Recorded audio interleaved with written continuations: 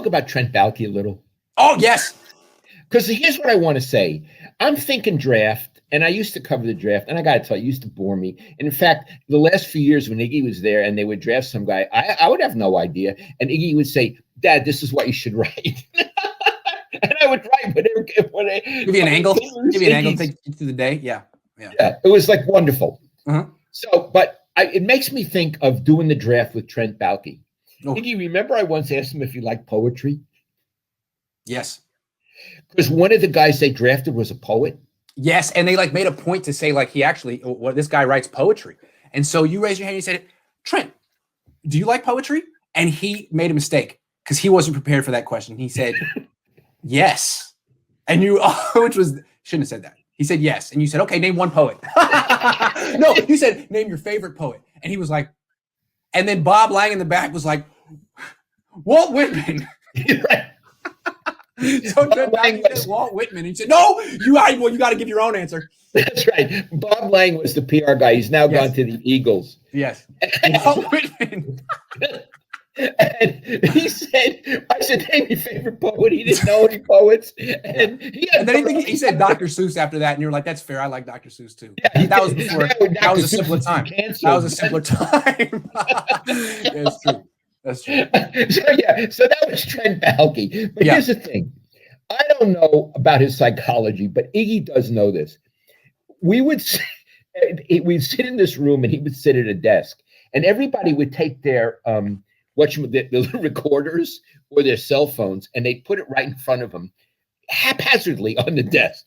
Yes. So while he's answering questions, because he was so weird, he's straightening them out. So at the end, they look like a little piano keys. Huh? Yeah, look like piano keys.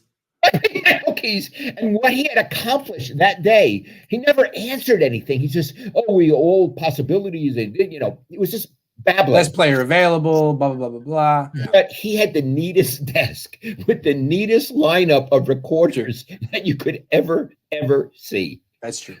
So the other thing about him too, Baalke, real quick, is when he started and he had success, he had no time for the media. I mean, if you tried to talk to him before a game, he'd start walking and you'd have to follow. And I've seen people do it and it's like, man, that's tough, man. That's kind of dehumanizing to trail someone like that. And then his career went down the tubes in record time.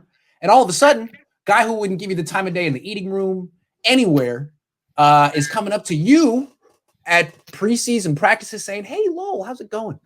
Oh, I want to make the scene. They had a practice at Kezar Stadium. And this was the advent of the Chip Kelly era. Although, if you could call that an era, I don't know. It was less than a year. Iggy, we knew that Chip Kelly was going down. I mean, we knew that he was. So this was preseason at Kezar. And Iggy and I are standing like on the sideline because it was pre-COVID. All of a sudden, Baalke comes over to us with a big grin.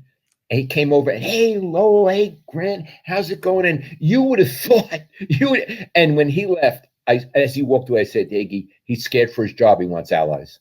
Yep. And it wasn't endearing or charming because we've seen him ghost us so many times. It was, that was weak. His position is weak. What's going on? Yeah. He's scared for his job. Nothing against him. It didn't feel like, he likes us now. No. He likes us now. He's being a phony. Yeah, he's being phony. Iggy, what does ghost mean? What is ghost? I like it. Disappear. He's there, he's gone. He's disappeared. I would be on the road. Sometimes there was an eating room in every stadium, and I'd be on the road, and you go in the eating room an hour or two before the game and get some lunch. And he any number of times would be there with me and would look right past me and walk out. And when he came to us, you were dead to him. I'm sorry? Like you were dead to him because of something you wrote one time. Yeah. Yeah. I was unimportant. He didn't need me. When he came over to us at Kezar, Iggy, it was a riot. It was a riot. Like I was saying, he was throwing us a curveball and you could see him gripping the seams. You could see the catcher put down, right? Yeah.